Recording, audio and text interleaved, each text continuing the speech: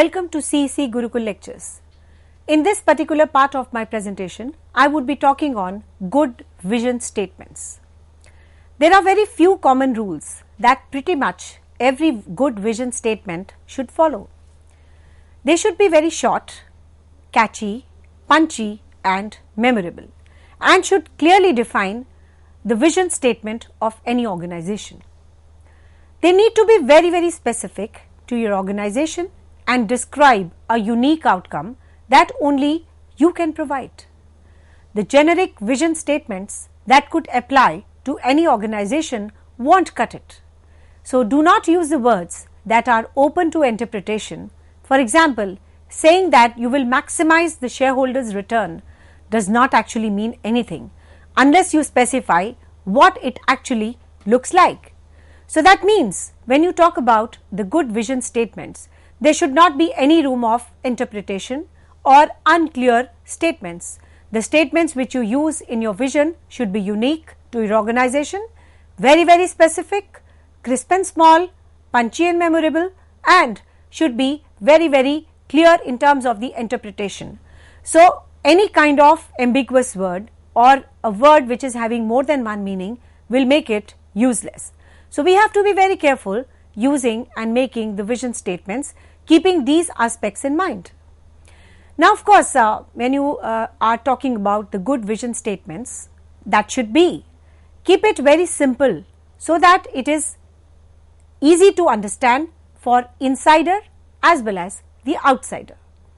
No technical jargons should be used, no metaphors should be used, no buzzwords not to be used if it is possible, and it should be ambiguous enough to be exciting but not too ambitious that it seems unachievable.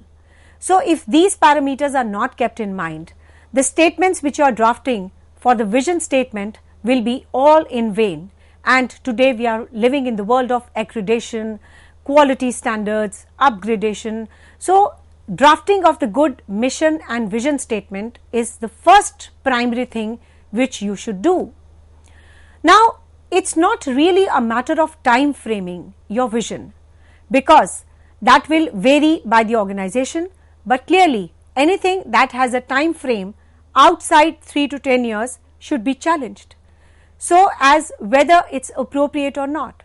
So whenever you have to keep the time frame in mind, keep that time frame which is not questionable, which is achievable, which is realistic, because any kind of years if you put like 15 years from now or 20 years from now will carry no meaning because of the dynamism around, because of the challenges around, because of the changes around. You cannot have a longer frame perspective in mind when you are drafting the vision statements, and it needs to be aligned to the company value system that you want your people to exhibit as they perform their work. So we have addressed earlier also that whether we are drafting the mission statements or the vision statements, you have to tie them with the company values. You have to use the simple words, crispy words, punchy words, memorable words, the words which do not carry double meaning, and the time frame should be very clear and achievable, and the statements should have inspirational aspects into it which motivates the workforce. Now let me give you a stepwise information as to how to write a good vision statement. A vision statement is an anchor point of any strategic plan. It outlines what an organization would like to be ultimately achieving and gives a purpose to the existence of the organization. A good vision statement should be short, simple, specific, leaving nothing open to interpretation. It should also have some ambition into mind, and this comprehensive guide will take you through the entire process of writing a good vision statement with examples, and of course that will help you drafting the statements accordingly. So the aspects which I have explained you, let me give you some hypothetical examples. A bakery bakes a bread, but the outcome is the consumers enjoying that bread. A consulting company gives an advice, but the outcome is that the success of others based on that advice. The government department does lot of things, make lot of plans, makes lot of schemes, but the ultimate outcome is the better life for the citizens they serve. So I hope with this you are able to understand the vision and the mission statements, the learning outcomes, and how the explanation of these examples is going to help you in step-to-step formation of the vision and the mission statements. Now let us come to step 1. Define what you do as an output. So we have to start by being exceptionally clear about what is the organization actually doing, and we have to be very careful to remain output focused rather than the input focused. Now coming on to step number 2, define what unique twist your organization brings to outcomes. So at some point of time in your organization lifespan, someone will have believed that the reason that this organization would be successful, whether others have failed, was being of something. So these aspects have to be kept in mind. Now coming on to step number 2, define what unique twist the organization brings to the organization. So let us look to some hypothetical examples, and continuing with the bakery example. A bakery bakes a bread, but the outcome is that the consumers enjoying that bread. So let us take our bakery example once again. So our vision statement is looking pretty generic along the lines of the customers enjoying our bread.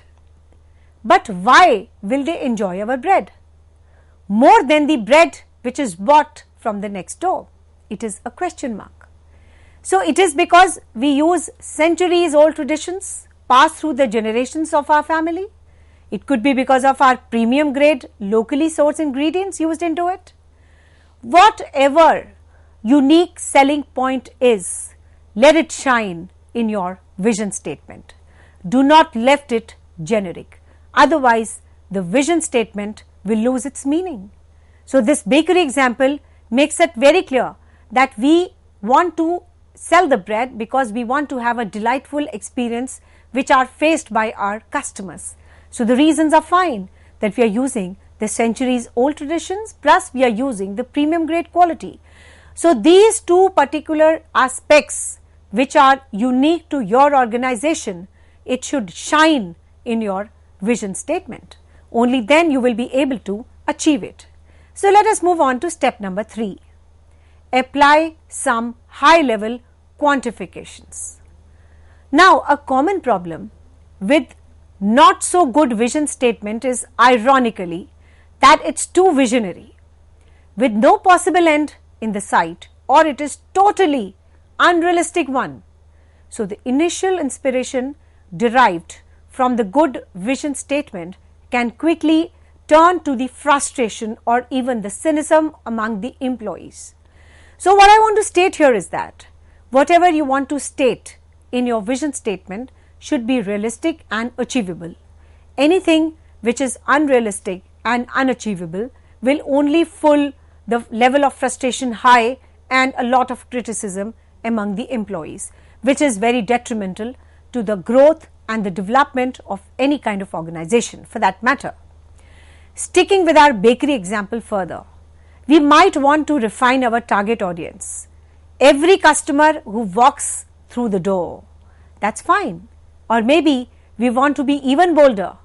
Every customer within walking distance of a store. So the quantification we apply could also be industry specific. If we are using a B2B, that is the business to business, are you shooting for some SMEs, that is the small medium enterprises, or the multinationals for example. So you have to quantify a high level of your achievable targets, and it should be shining high in your vision statements. Step number 4, add relatable human real world aspect. This is very, very important. Our vision statement by this point should be pretty close to be finished, but one final trick you can apply to help make it even more memorable is to add a real life aspects.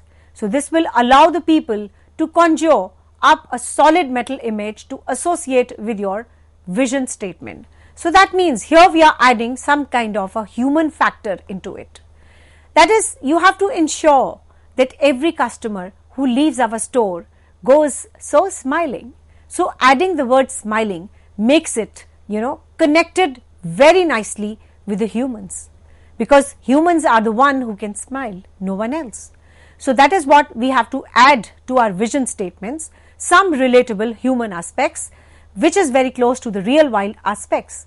So hence using of the word smiling as opposed to happy is definitely extremely powerful, because it conjures a mental image of a person who is smiling, and it won't always be possible to bring this level of tangibility to a good vision statement, but if it is, I would strongly encourage of doing it, because there are so many types of organizations who would like to add the relatable aspects relating to the human factors, but in reality they are not able to do it. So it's not a big problem.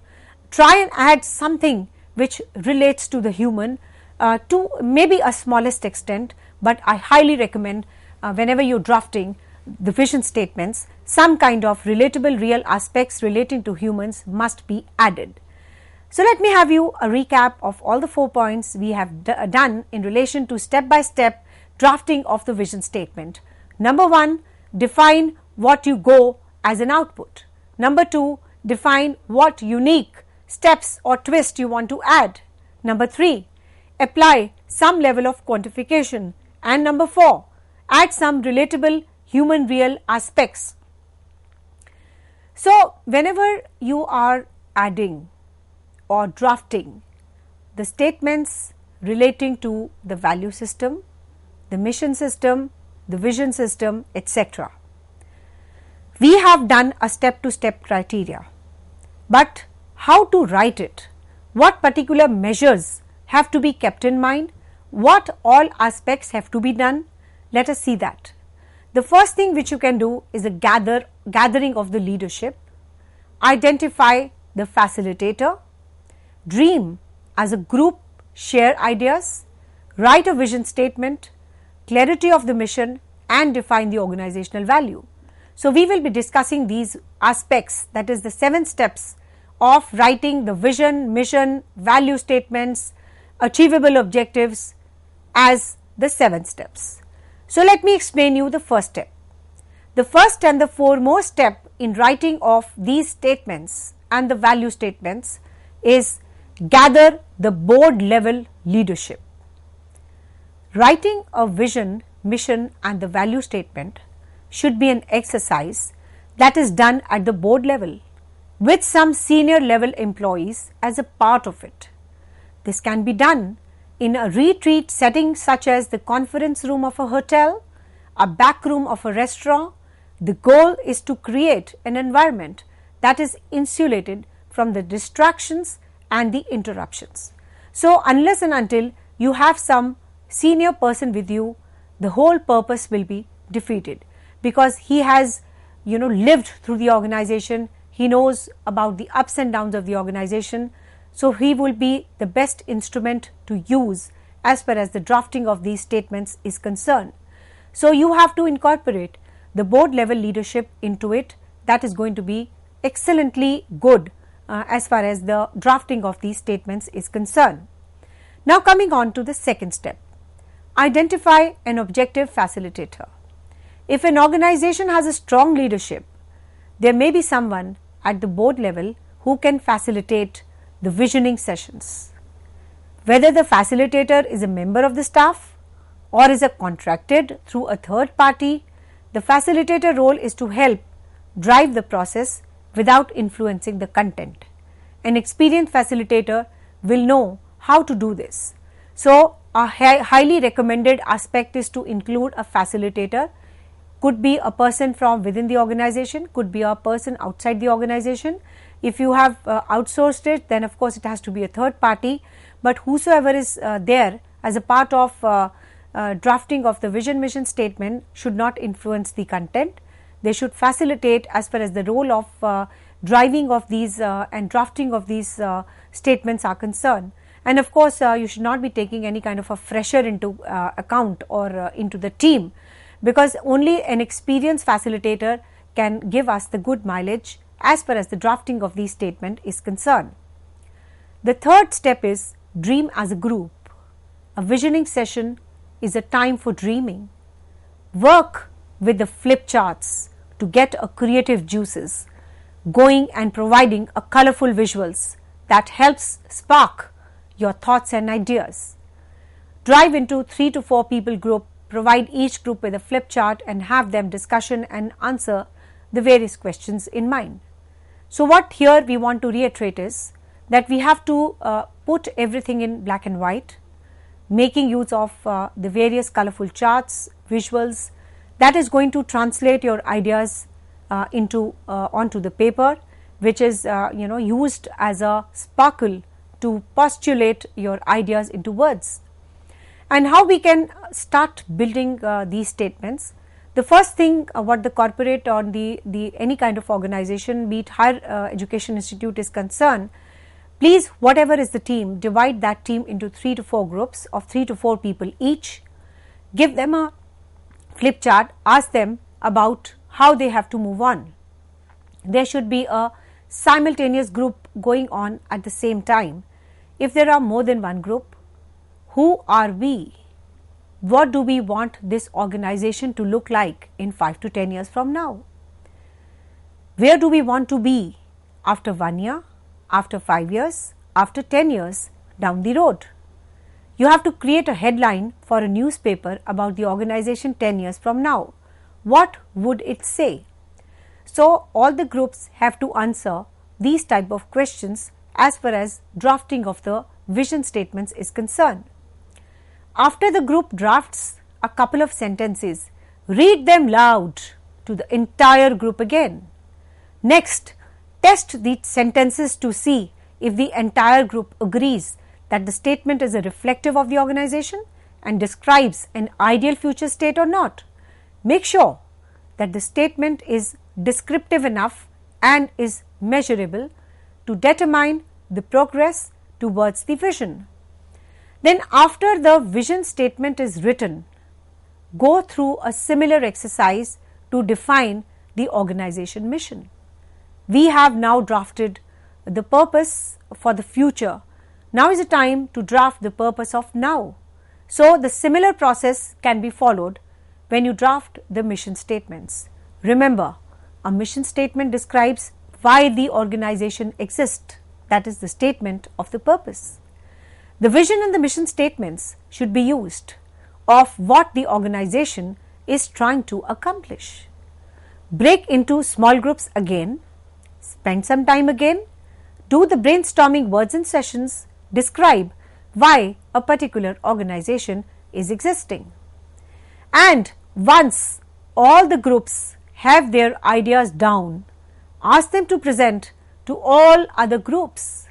Then using a flip chart, combine all the ideas as a group, try to create short phrase that is descriptive of why the organization exists. The phrase will be modeled by the group, and after it is in the final stage, read it out loud once last time so that the entire group agrees onto the statement, and then whatever statement they agree upon becomes a reflective of the entire organization and will give to the answers of why the organization exists. Once all the organizations have their ideas, ask them present to all the group, and we have done the steps, and eventually you will have the clear mission statements also. So hence, in short, we can say how to formulate the vision mission statements. There is a bottom-up approach, involves all the stakeholders, discuss and brainstorming sessions, you do the gap analysis, do the SWOT analysis, see the challenges before the institution, what are the immediate and the long-term goals which the organization is striving for, evolve the vision and mission statements based on these discussions and make a strategic plan. Many organizations don't have a defined vision and the mission statements because they don't know how to do it and the process scares them. However, if you can get the right people in the room and have a trained facilitator as a part of the drafter, it can done in few short hours. Believe me, they are so easy to make. The only two prerequisite is a good visionary, senior managerial personnel, and the second is a facilitator. Then things would be done in just few short hours. Has the organization come up with a vision mission statements? Now basically I'll give you few examples. The first example is a institute mission statement to serve the humanity by creating professionally competent, socially sensitive engineers with high ethical values who can work as individuals or in groups in multicultural global environment.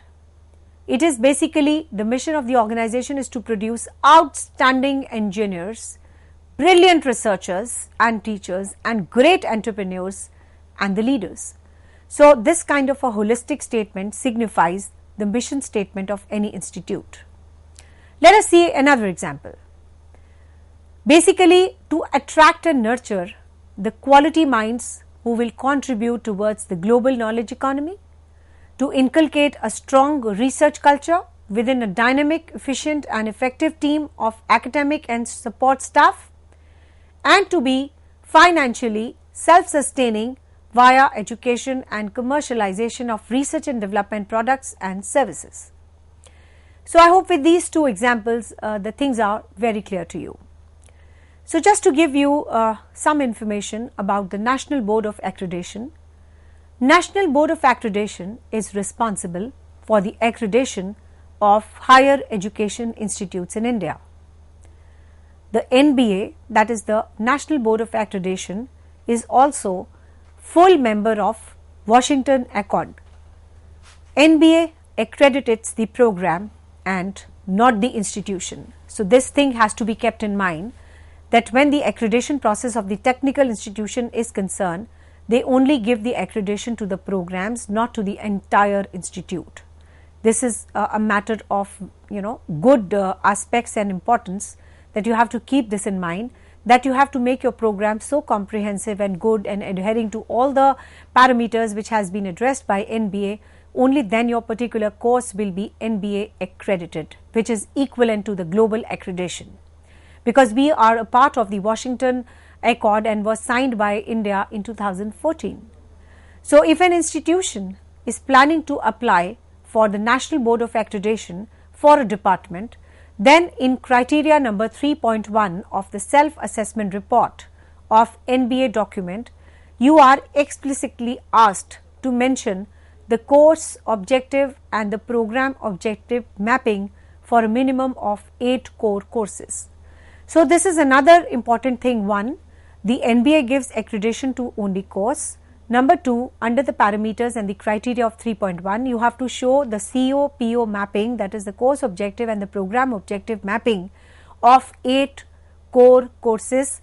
If these formalities are complete, only then you can apply under the SAR report under criteria 3.1 for the accreditation under the NBA accreditation framework. So before applying for NBA accreditation, the concerned department should make sure that their course objectives are well defined and serves the purpose of outcome-based education. Institutions adopting the OBE, that is the outcome-based education, they try to bring changes to the curriculum by dynamically adopting the requirement of the different stakeholders like the students, parents, industry, personnel and recruiters. So what here is important is that under the accreditation framework of the National Board of Accreditation, the outcomes as far as the course is concerned has to be well planned and well written, and it has to be the institution which is adopting the OBE framework. They are trying to bring changes to the curriculum by dynamically adopting the requirements of different stakeholders, like we have the stakeholders like students, parents, industry, personnel and recruiters. When you talk about the higher education institutes in India, they are classified in two categories: Tier 1 institution and Tier 2 institutions. The Tier 1 institution consists of IITs, NIT, Central University, State University, autonomous institutions and Tier 1 institutions can claim the benefit as per the Washington Accord. But if you fall in Tier 2 category, that is the institutions consisting of affiliated college of the university, you should define the institution vision and mission and department vision and mission to comply with the tradition, culture and ethos of your institution. Now, when you talk about the institution vision, vision is a picture of the future you seek to create, describe in the present tense as it were happening now. It shows where we want to go and what we will be like when we get there. So, the mission statement defines an institution is why the institution exists, its reason for being there, and it defines what are we here to go together. Similarly, we have the departmental vision also. The vision and the mission statement of department should be correlated with the mission and the mission statement of the institution. Now, coming on to the department mission, a mission statement might include a brief history and the philosophy of the academic program and the type of the students to be served, the academic environment and the primary focus of the curriculum, facility, roles, outreach to the community and the role of research. So, a senior professor who has undergone the NBA training should be designated as a NBA coordinator for a program because he knows the insights very well about the organization. He has spent so many years in that organization, so he knows what is what. So, for this institutional mission and departmental vision, a senior professor should be involved for the NBA accreditation and the framing of the vision and mission statements, and he should be the coordinator. The senior professor who has spent some good number of years in that organization should be the NBA coordinator for a program.